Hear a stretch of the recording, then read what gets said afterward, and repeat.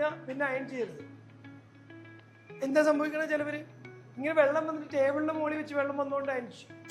അടുത്ത ടേബിളിലേക്ക് വയ്ക്കുന്ന തുണി അത് അബ്സോർവ് ചെയ്യും, കളർ ബ്ലീഡാവും, ആ തുണിയുടെ കളർ ഇതിമേ വരാം. പിന്നെ ഈ സാധനം ഫോമും പല പ്രാവശ്യം നനഞ്ഞു കഴിയുമ്പോൾ എന്തായി, ഹ്യൂമിഡിറ്റി താഴോട്ട് ഇറങ്ങി ഇതിൻ്റെ മോട്ടറിലേക്ക് വെള്ളം ഇറങ്ങും. അപ്പം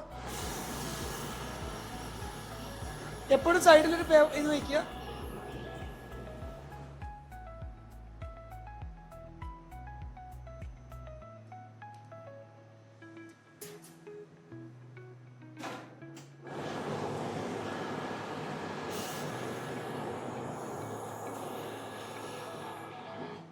കിടന്ന് മസിൽ പിടിക്കുകയോ നമ്മൾ കിടന്ന് കുത്തിമറിയോ ഒന്നും വേണ്ട.